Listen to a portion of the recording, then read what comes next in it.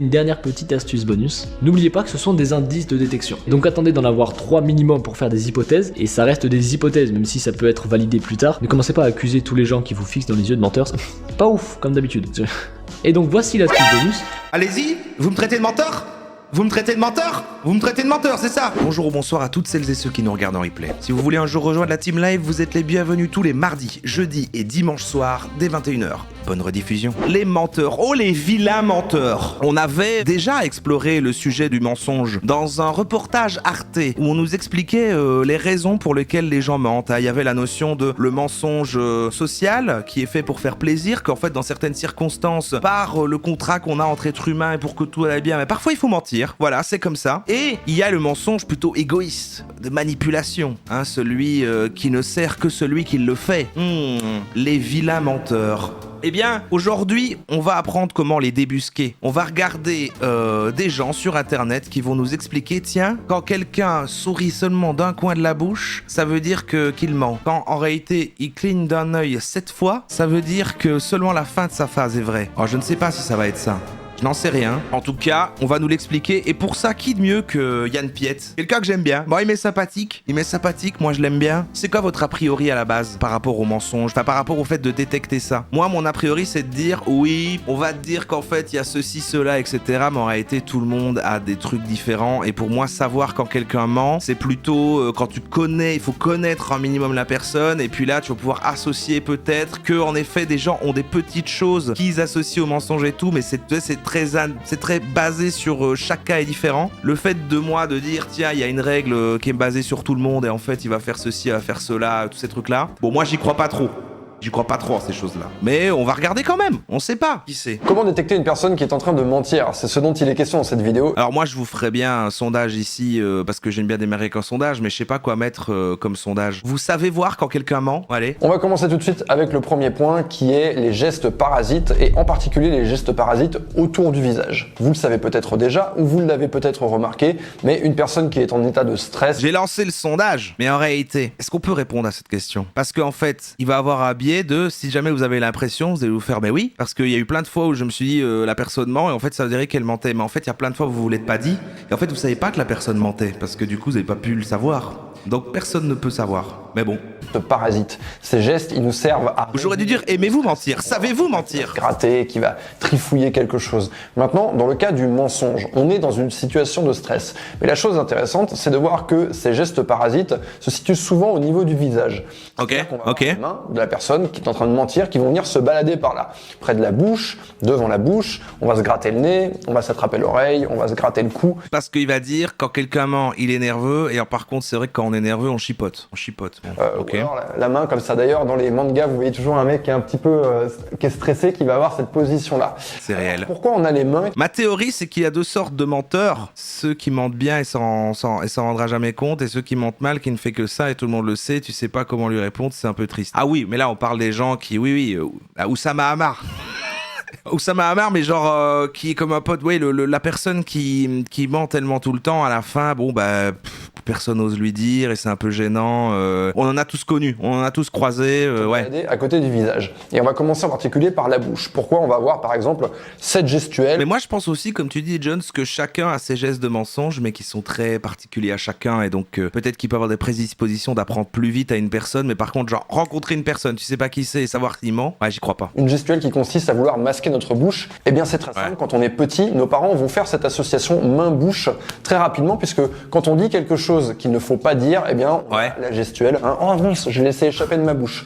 Donc on va associer naturellement cette gestuelle main-bouche à quelque chose qu'il ne faut pas dire. Et un mensonge, c'est une chose qu'il ne faut pas dire. Ah, attention, il est toujours sympathique et il y a une pièce, il n'y a pas de problème. Et le problème, c'est qu'à chaque fois, il fait genre, voilà, je sais ça, sans mettre beaucoup de sources derrière, et là, quand même, baser ça sur, en fait, quand on est enfant, on nous dit, on fait chut, et du coup, qu'on garderait ces gestes-là en grandissant, qu'on ment. Non, on a le contact avec le nez. Bien, on a un mélange de stress et une déviation de ce contact main-bouche, puisqu'effectivement, quelqu'un qui est en train de parler, s'il est devant une caméra, il peut pas avoir sa main comme ça. Donc en fait, on a la gestuelle inconsciente de la main qui s'approche ici, qui va se transformer en grattement de nez.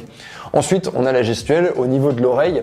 C'est un peu la même logique. Alors oui, on peut reprendre ce point-là, je l'ai détaillé qu'au début, vous n'avez pas forcément vu le truc. C'est que oui, tout le monde ment, et en fait c'est nécessaire pour du bon vivre ensemble de mentir en fait. C'est ce que disait un peu le truc, c'est quand même une conclusion, c'est vrai que c'est inévitable de mentir dans la vie. Je disais même quand on avait vu ce truc-là, que moi c'était un truc qui m'emmerdait, parce que je disais c'est quand même chiant, voilà, en vrai, si jamais tu veux tout le temps être honnête avec les gens, tu vas avoir l'air d'un connard, parce que si t'es trop sincère, bon bah voilà, à un moment il y a quelque chose qui se passe pas bien. Et c'est là qu'en fait du coup ils différencient dans leur reportage le fait de oui mais en fait tous les mensonges qui sont basés sur la bienveillance envers autrui, on les jugerait d'une catégorie propre, et l'autre c'est plus de la manipulation. Bon après voilà. C'est pareil, un adulte, eh bien il peut pas faire ce geste consciemment, il se rend bien compte qu'il y a un problème s'il se met à se cacher les oreilles comme ça en société. Donc ce qu'il va faire, c'est qu'il va transformer ce geste en attrapage d'oreilles. Ce qu'on va surtout chercher à remarquer, c'est les différences. Différence entre un état où la personne dit la vérité et avec un état où la personne est en train de raconter un bobard. Et il y a un exemple tout à fait parlant, on le connaît tous, c'est celui de Bill Clinton.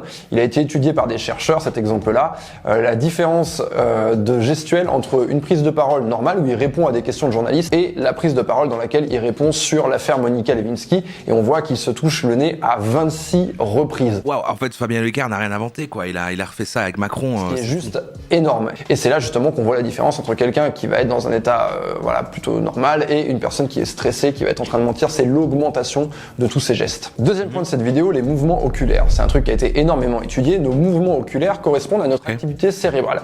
Alors quand une personne va regarder dans cette direction, donc moi c'est ma gauche, et la gauche vers le haut, je suis en train de me rappeler quelque chose. C'est une image remémorée. Dans la gauche, non mais le fait de... Ouais, ok. Et quand mes yeux vont aller dans cette direction, donc pour ma droite et donc votre gauche, eh bien c'est une image construite. Donc ne vous trompez pas avec gauche-droite, parce que forcément, pour moi, la gauche et la droite, pour vous, c'est inversé. Donc par là, c'est du remémoré, et par là, c'est du construit. Ça n'a jamais été clair, moi, la gauche et la droite. Faites le test. Prochaine personne que vous croisez, demandez-lui qu'est-ce que tu as mangé à ton dernier repas. Le chat sait, hein. Dans quelle direction vont aller ses yeux.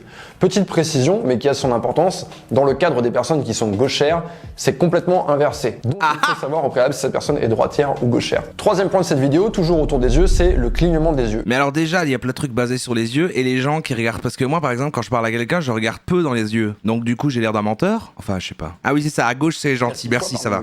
Ça fait un clignement toutes les 10 secondes. Une personne qui est en état de stress, elle va avoir tendance à cligner. Ça va. Excuse-moi, t'es droitier ou gauchère là? Je veux savoir. Ok. Quand t'as réfléchi, t'es tout haut.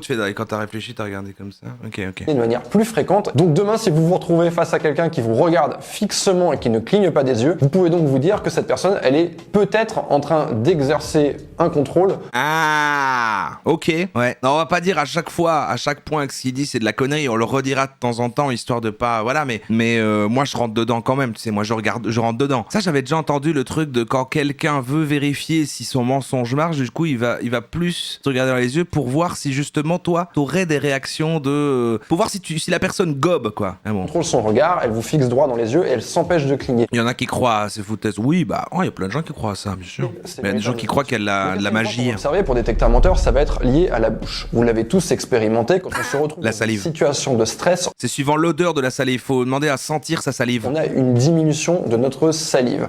Donc quand vous prenez la parole en public, quand vous êtes face à une personne qui vous attire physiquement, et quand vous êtes en train de mentir, vous la gorge qui sèche, moins de salive dans votre bouche. C'est très désagréable. Conséquence de quoi? On va avoir plus soif. Donc si vous voyez quelqu'un qui cherche à s'abreuver de manière hyper fréquente, eh bien il est dans une situation de stress. Alors après il faut voir si c'est un mensonge. Mais moi je fais que ça, je fais que boire tout le temps. Si c'est la situation qui est stressante, je pense aux gens qui passent à la télé. Moi j'expérimente par exemple quand je fais un live sur YouTube où je vais boire beaucoup plus d'eau que quand j'ai une conversation avec un ami. Bah ouais. Ah, que quand t'as une conversation avec un ami. Ah non, j'allais dire, ouais, moi en fait c'est dès que je parle, c'est vrai que j'ai tout le temps envie de boire. Mais du coup c'est pareil parce que si j'ai une conversation avec quelqu'un, je suis peut-être à la terrasse d'un bar et donc j'ai aussi un verre à boire. En fait, toutes les situations où je parle, j'ai un truc à boire. Donc une chose qu'on remarque quand on manque de salive, c'est qu'on va avoir une déglutition qui va être plus difficile. Encore une fois, c'est quand je suis stressé, pas quand je mens. Ouais, mais en fait, je crois que l'angle de sa vidéo, c'est de dire, en fait, quand les gens mentent, ils sont stressés. Donc je vais vous expliquer comment on voit quand quelqu'un est stressé. Je crois que c'est ça. Et vous inquiétez pas, il y en a plusieurs. On va avoir un autre son de cloche. À la fin, on saura. Quand la personne est en train de déglutir, ça va faire quelque chose comme ça.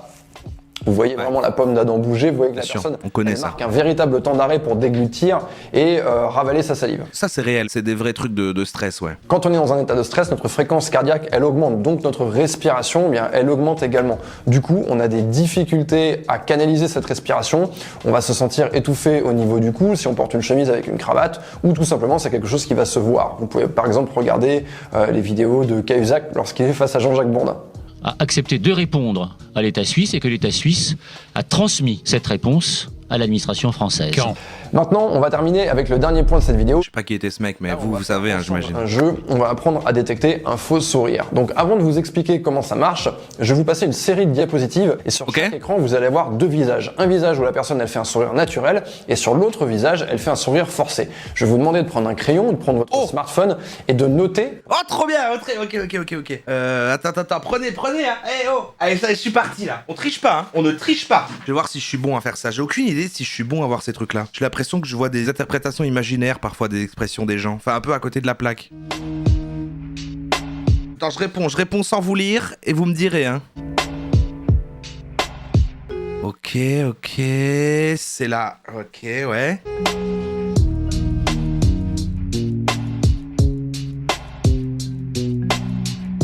Ah, c'est dur. Attends, c'est un peu dur quand même. Mais c'est en fonction des yeux, hein, évidemment, mais... C'est facile, en vrai. Ouais, ok. Ok, je commence à les avoir. Je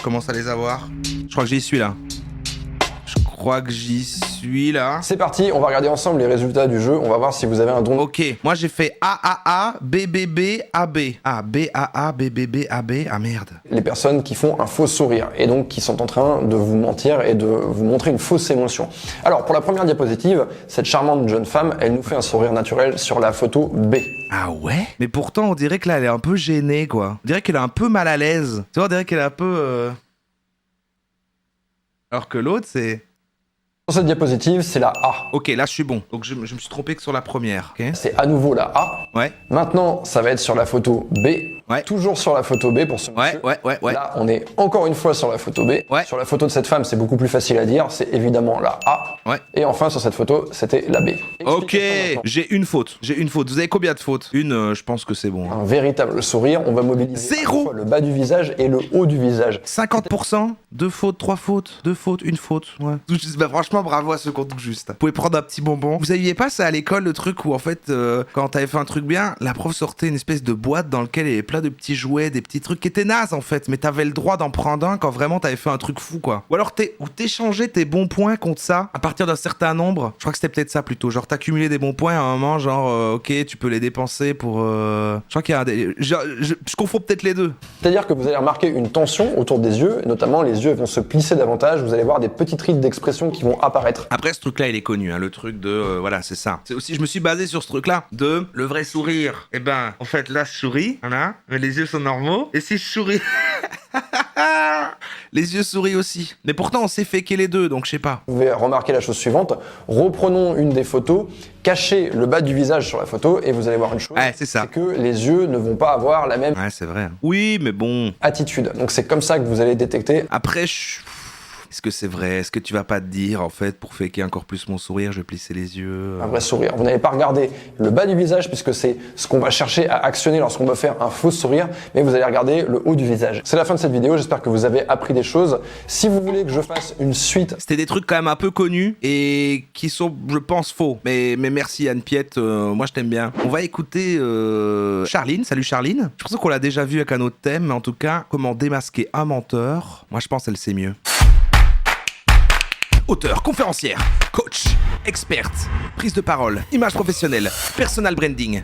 Charline Caron. Dans cette vidéo, je vais vous expliquer comment savoir si une personne est en train de vous mentir. Elle ment. Pour moi, elle ment. Pour moi, quand tu mets un coussin sur tes jambes, c'est que t'as quelque chose à cacher. Alors je dois vous prévenir, une fois que vous aurez visionné cette vidéo, vous ne verrez plus les autres de la même façon. Et oui. Alors c'est parti, je vais vous donner le premier conseil pour savoir si une personne est en train de vous mentir. Alors ce qui se passe, ce qu'il faut savoir, c'est que le langage non verbal... Ah, elle regarde sur le côté en parlant, elle va mentir. Ah non, là, non. C'est vers le haut qu'on réfléchit. Bon, déjà, déjà, tu vois, elle vient de défoncer la théorie d'Yann Piette parce que là, elle réfléchit, elle a pas regardé vers le haut, à gauche ou à droite, elle a regardé vers le bas. Elle est droitière ou gauchère? Toute la gestuelle Elle de regarde les votre chats. corps va illustrer ce qui se passe dans votre tête. Ouais. Sur un plan inconscient, en fait, le corps réagit en fonction de vos pensées et sans même vous en apercevoir, il va vraiment parler pour vous.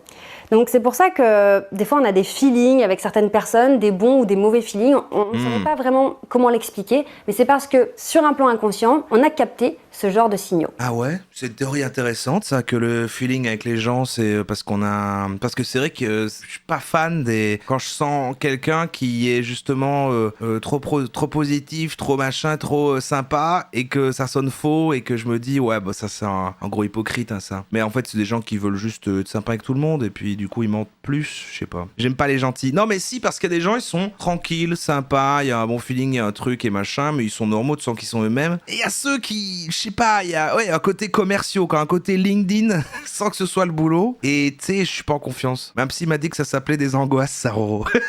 Ce qui se passe, c'est qu'il peut y avoir plusieurs possibilités. La première possibilité, c'est que la personne n'a pas l'habitude de mentir. Hein, le mensonge, c'est quelque chose qui la stresse, qui l'angoisse. Et vous allez voir chez cette personne que tout va partir en vrille. En fait, la personne va commencer à s'agiter. Pardon. En soi, les trucs de l'autre gars sont pas si faux. Pour que ça fonctionne, il faut une bonne base du comportement de la personne, genre savoir comment elle parle et comment elle est tendue. Oui, en fait, c'est pas si faux, mais ça le sera toujours des trucs comme ça parce que c'est toujours résumer l'être humain, genre voilà, il y a ce truc-là et ça va marcher sur tout le monde. Ça me remarque pour tout, que quand on regarde des trucs, je sais pas moi, de trucs comme femmes, de trucs de développement personnel, comment aller mieux, ce sera toujours ma remarque de c'est bizarre de sortir comme s'il y avait une recette alors que tout le monde globalement est assez différent quoi. Maintenant le fait de se dire que le mensonge est lié à un accès de stress parce que du coup tu mens et que bah si tu connais bien une personne tu peux repérer des trucs voilà on a tous ce truc quand même d'avoir connu des gens après tu sais très bien quand la personne ment, enfin tu sais voir sur des micro détails sur l'expression du visage ou l'intonation de la voix comment la personne, quand tu connais bien quelqu'un t'as ça quoi. À faire des gestes parasites, à faire des gestes tranquillisants, c'est-à-dire que des gestes, par exemple, se frotter la nuque, se gratter. Elle va commencer à gesticuler parce que le stress du mensonge va... Ouais, elle est sur le même truc, c'est le stress. C'est le stress. Arriver dans le corps sous forme de tension musculaire, et le corps va chercher un moyen absolument pour réduire cette tension. D'où les micro-massages, les frottements. Voilà, la personne qui vous ment et qui n'est pas à l'aise avec le mensonge, ça va ressortir de tous les côtés. Mais alors, tous ces gens qui sont à l'aise avec le mensonge et qui se sont entraînés pour ça. Macron, par exemple. J'essaie de vous ramener. Ce parasite, soit aussi par... non mais ça s'apprend quoi, de pouvoir mentir alors. Les centres de gravité qui se décalent. Enfin, vous allez voir que tout devient bancal et c'est vraiment... comme si tous les signaux du corps étaient en alarme absolue. Et si vous prenez du recul, si vous arrêtez d'être dans l'émotionnel de la conversation et que vous observez les cette acteurs, personne, vous sentez que... J'avoue, les acteurs et tout, les comédiens, les machins, ils mentent sûrement super bien en fait. Au moment d'aborder ce sujet qui fâche a priori, la personne n'est plus la même. Super fâchée. Et que ça part un peu dans tous les sens. On peut avoir le visage qui rougit, les paupières qui vont cligner plus vite. Enfin, en fait, comme la personne est en train de mentir, elle doit trouver des idées rapidement. Elle est en panique totale et ça va se voir. Attends, c'est pour ça que les gens aiment pas tous Pierre Ninet quand il a l'air de mentir. Trop Lolo Dragon. Ça a l'air d'être un menteur. Moi, je me suis pas dit ça. Vraiment, l'idée dans ce premier cas de figure, c'est de se dire oula, j'ai l'impression qu'il se passe un truc. La personne transpire, elle bouge, elle gesticule, elle est speed, elle respire plus vite. Donc là, il y a peut-être quelque chose derrière. Alors encore une fois, faut faire très attention avec le langage non verbal. À chaque fois que je vous en parle, c'est que elle parle vite, donc elle est stressée, donc elle ment. Faut pas aller trop vite dans l'interprétation parce que dans cette première situation, il se peut que ce ne soit pas un mensonge, mais simplement que la personne soit très mal à l'aise et du coup, même si elle ne vous ment pas, on sent tous ces signaux d'alarme et d'alerte rouge alors qu'il n'y a pas de mensonge. Hein. On n'est jamais sûr, il faut toujours faire très attention quand on interprète. Mais malgré tout, si vous avez un doute sur la sincérité de la personne et que ça part dans tous les sens, ça commence à mettre, on commence à se poser de véritables questions. Et là, on peut tester, on peut jouer un peu avec on peut pousser les limites. On a un deuxième cas de figure dans le mensonge chez d'autres personnes qui est l'hyper-contrôle. C'est-à-dire qu'il y a certaines personnes... T'as le débat parallèle sur Pierre Ninet. Pour moi, les gens qui n'aiment pas Pierre Ninet veulent juste se sentir différents. Non mais je peux comprendre l'aspect que comme il a l'air trop parfait, on en sort méfiant, quoi. Genre, tu vois, c'est vrai il est sympa, il est marrant, il est successful, donc à un moment, tu vois. De mentir. Moi, j'avoue, il m'est sympathique. sympathique. Avec la vérité, qui, elles, à l'inverse, de partir dans tous les sens, elles vont être dans l'hyper-contrôle parce qu'elles ont conscience que vous risquez de les démasquer, donc elles vont essayer de contrôler tout leur non-verbal, tout leur gestuel, et c'est tellement de l'hyper-contrôle que ça va vous mettre la puce à l'oreille et ça va vous paraître bizarre, en fait, comme comportement. Alors ça se voit comment? Eh bien, la personne va vous regarder et va vous fixer dans les yeux. Elle va vous assurer qu'elle vous dit la vérité et ses paupières vont arrêter de cligner. Mais ça, je crois vraiment, par contre, ça peut être réel, ce truc. Extrêmement concentrée sur le fait qu'elle ne doit pas se... Quand quelqu'un veut te convaincre d'un truc, tu sais... Non, mais vraiment, par contre, je te jure, tu me fais confiance ou pas? Tu me fais confiance ou pas? Vu le temps qu'on se connaît. Ah non, mais par contre, voilà. Non, mais je te jure. Non, mais ça, pour moi, c'est vrai qu'on faut pas écouter, hein. C'est vrai, ça. Ses mains vont arrêter de bouger naturellement. On ne va plus avoir de gestes d'illustration parce que la personne est dans l'hyper-contrôle. Et donc, à ce moment-là, ce qui peut vous faire dire que la personne est peut-être en train de vous mentir, c'est que la personne, en fait, elle a un aplomb, mais un tel aplomb que ça devient bizarre, en fait. Elle n'a pas un aplomb naturel. Là, ça devient c'est vrai. un aplomb, tout est figé. Tu commences à me convaincre. Et là, on se dit, tiens, il y a un truc bizarre quand même. Donc, vous voyez, pour démasquer un menteur, finalement, c'est que ça devient bizarre. Soit ça part dans tous les sens, ça bouge trop, soit au contraire, c'est totalement figé, ça ne bouge plus du tout. Dès qu'on sort du cadre naturel du non-verbal et surtout du feeling et de l'énergie naturelle, on sent qu'il y a un truc bizarre qui se passe, là, on peut se douter qu'il y a peut-être un loup derrière. Mais encore une fois, on fait toujours très attention. On appelle ça les loups. La dernière chose que je voulais vous dire, c'est aussi important d'écouter son propre instinct, c'est-à-dire quand on sent... Il y a une phrase que j'aime beaucoup qui est... L'intuition. Quand il y a un doute, il n'y a pas de doute. C'est-à-dire que si vous... Attends, le conseil de Théo en Thaïlande? Avec mes amis ici en Thaïlande, on a un dicton qui est « S'il y a un doute, il n'y a pas de doute ». On y retourne. Son propre instinct, c'est-à-dire quand on revient au Ladyboy. J'aime beaucoup qui est quand il y a un doute, il n'y a pas de doute. C'est-à-dire que si vous commencez à vous poser des questions et à vous sentir mal avec une personne, à entrer dans des états émotionnels désagréables, stressants, vous êtes mal à l'aise, c'est forcément qu'il se passe un truc avec cette personne. Alors après, il ne faut pas tomber dans la paranoïa, hein, toutes les personnes... Mais vous croyez que ça, comme a dit la personne tantôt, c'est que des angoisses? Après, quand on va bien et qu'on angoisse de rien, en fait, on ressent jamais ça avec aucun être humain. Parce que, je sais pas, parfois, malgré que je suis contre tous ces trucs d'intuition et tout, que je suis quand même quelqu'un assez carré, genre machin, je reconnais l'aspect de, il y a des trucs, tu sais pas l'expliquer, mais il y a une vibe, tu la sens pas, quoi. Enfin, tu l'as, il y a un truc, quoi. C'était genre, je sais pas encore mettre le doigt dessus, mais je sens pas. Et en fait, tout serait faux, peut-être. Ne vous veulent pas du mal, toutes les personnes ne vont pas vous mentir, mais voilà, c'est important de mettre ensemble les différents facteurs. On peut vivre sans angoisse. Votre propre ressenti par rapport à... Mais c'est cette notion de feeling et de trucs, c'est vrai que c'est quelque chose d'assez abstrait, quoi. C'est un peu à l'encontre des trucs, tu sais, c'est un peu faites confiance à votre intuition, et puis en fait, c'est un truc de l'énergie dans la pièce. Enfin, je crois pas en ces choses-là, mais pourtant, il est vrai que, ouais, il y a un truc, je sais pas, il y a des gens, je sais pas. Quand vous sentez bien par rapport Quand tu vas bien, tu le sens aussi, mais tu t'en fous. C'est un truc bizarre. Donc, votre ressenti interne et aussi les observations que vous allez faire sur la personne. Des fois, les premières secondes, tu te dis ouais non, cette personne, je veux pas la côtoyer. Ouais, c'est ça, hein. Après, ça veut pas dire que c'est des mauvaises personnes, c'est plutôt le côté ouais, ça va pas matcher, quoi. C'est différent. Des habitudes que vous avez avec cette personne et aussi par rapport à sa façon de communiquer habituellement. Hein, c'est vraiment, dès que ça sort du cadre habituel, dès qu'il y a un truc bizarre, on peut commencer à se poser des questions. Donc vous voyez, une fois de plus, il y a un doute, il n'y a pas de doute. Ça va énormément nous aider pour mieux comprendre notre interlocuteur. Quand je vous parle de menteur, c'est pas forcément un gros mensonge ou quelqu'un qui veut vous nuire. C'est vrai que peut-être les hypersensibles savent plus repérer les menteurs, quoi. Ouais. Aussi une situation qui met la personne mal à l'aise et là vous allez... Intuition égale préjugé. Ok. Que je fasse les choses différemment parce que ça la met mal à l'aise. Ouais. C'est aussi idée reçue, tout ça. Beaucoup plus subtil en fait dans le quotidien, dans la communication. Ça peut vraiment être, c'est pas forcément dirigé contre vous en fait. Ça peut aussi être une personne qui est mal à l'aise ou qui voilà. Et du coup on ajuste aussi nos comportements. Donc vraiment... T'as dégluti de manière brillante, tu mens. Elle ment. Je peux pas rester sur cette vidéo. Il reste 23 secondes à cette vidéo. On s'est investi pendant 7 minutes avec toi. Wow. Excusez-moi, il est très frais. Alors attends, il y a lui, il y a Pichou, il y a le mini Fabien Olicard qui peut aussi nous expliquer comment détecter les mensonges, mais il y avait aussi lui. Bon après on a le temps, elles sont très courtes, on peut regarder les deux. Comment savoir si quelqu'un ment? Des techniques qui marchent plutôt bien et d'autres un peu moins. Dans cette vidéo, je vous offre 3 indices de détection qui n'ont pas été donnés sur YouTube, ou en tout cas pas de ce que j'ai vu. Comme ça, vous qui tombez sur cette vidéo, vous avez des infos plutôt exclusives et ça, c'est cool. Il y a une chose très importante sans laquelle vous ne pouvez pas continuer cette vidéo. Eh, donne-le-moi. Eh, donne-le-moi. Non, pas ça. Enfin, vous pouvez, mais c'est pas ça que je voulais dire.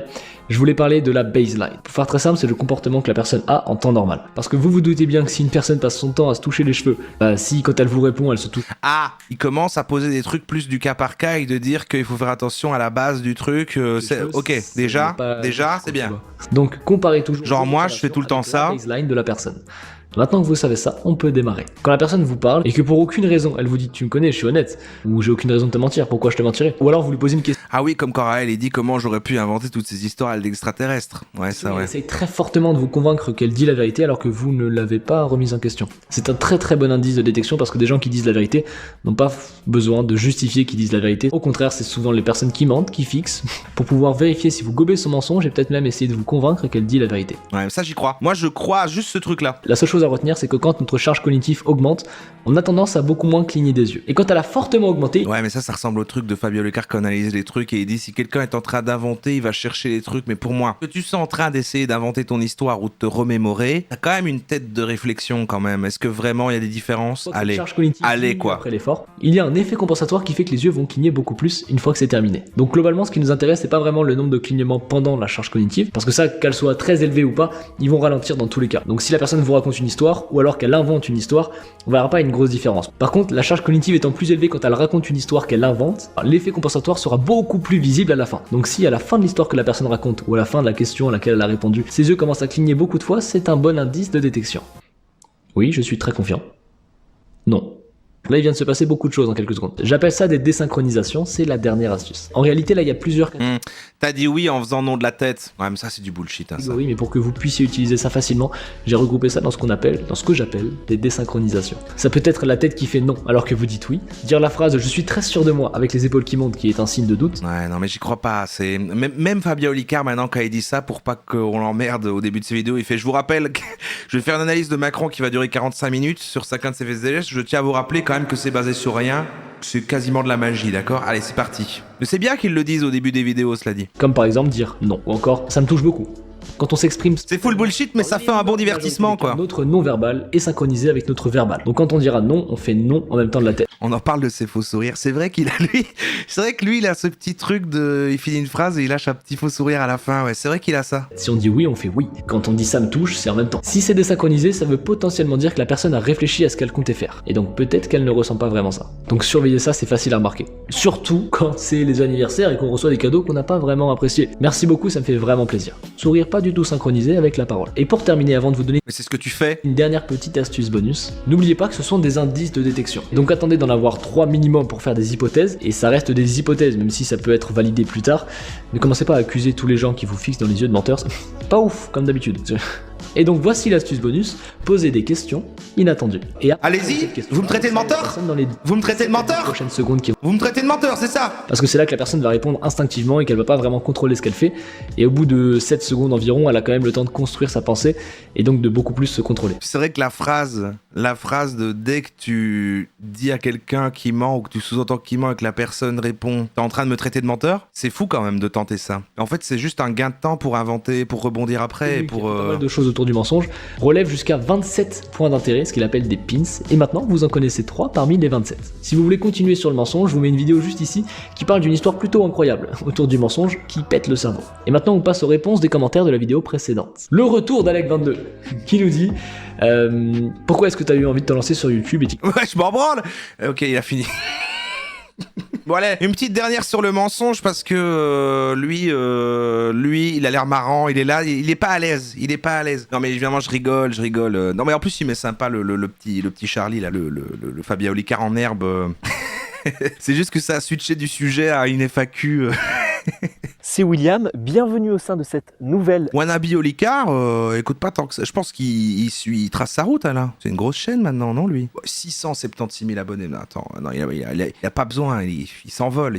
Et dans cette vidéo, j'aimerais... c'est la relève. T'emmener avec moi pour te faire découvrir 6 indicateurs et te donner... Attends, il nous a appelé comment? Salut à toi, futur leader de la communication. Ok, waouh, ok. Qu'une personne est actuellement en train de te mentir ou qu'une personne est actuellement en train d'essayer de te manipuler. Alors dans cette vidéo, globalement, c'est tout ce que je vais faire maintenant. on va commencer tout de suite avec le premier indicateur qui est tout simplement une diminution du nombre de gestes non verbaux efficace. Alors, ok. je tiens vraiment à mettre un point d'honneur sur le mot efficace parce que les personnes vont peut-être, on le verra dans un point suivant, faire beaucoup de gestes pour essayer de te distraire, pour essayer de faire diversion, un petit peu comme un magicien va faire diversion avec ses mains.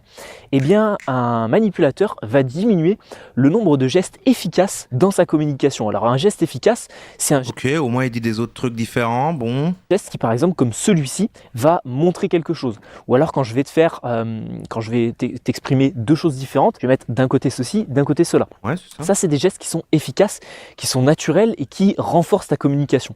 Ouais. Donc, il va y avoir une grande diminution de ces différents gestes. Pourquoi? Tout simplement parce que la personne est beaucoup trop occupée dans sa tête à formuler son mensonge, à essayer Bah, tu sais quoi, je trouve que ça se tient, ça. d'adapter Allez. sa communication Allez. et de faire en sorte que, du coup, Parce que là, c'est moins il a regardé dans une direction, machin. La mécanique est bon. le message passe beaucoup mieux et qu'elle puisse facilement te mentir. Donc du coup, elle va beaucoup moins utiliser ses mains à l'oral. Le deuxième indice, mon ami, qui va te permettre de comprendre qu'une personne est en train de te manipuler, c'est l'augmentation du nombre de contacts. Là, j'avoue qu'il n'y a pas de cut, il enchaîne tout, il marche. Ouais. Son visage et ses mains. C'est-à-dire qu'une personne qui va essayer de C'est Annecy, ça. Putain, j'y suis allé. va peut-être commencer à se toucher le front, à commencer à se frotter Ouais, un on a petit entendu peu, ça. les joues, ou commencer à se toucher les yeux. Ouais, on est nerveux, on commence à avoir un peu chaud. Bon, allez, Donc, ça il va va. avoir une grande augmentation d'un seul coup du nombre de contacts Ouais, il y a avec des cuts en fait. son visage et ses mains. Alors, il faut quand même faire attention parce qu'une personne qui est souvent stressée à l'oral aura tendance à faire exactement la même chose. Donc, si la personne elle est stressée, que c'est quelque chose qu'elle fait, Faut augmenter, il faut voir une elle est pas augmentation. forcément en train de te Ah oui, c'est ce qu'a dit l'autre Par juste contre, avant. si elle On commence pas mal à se répéter.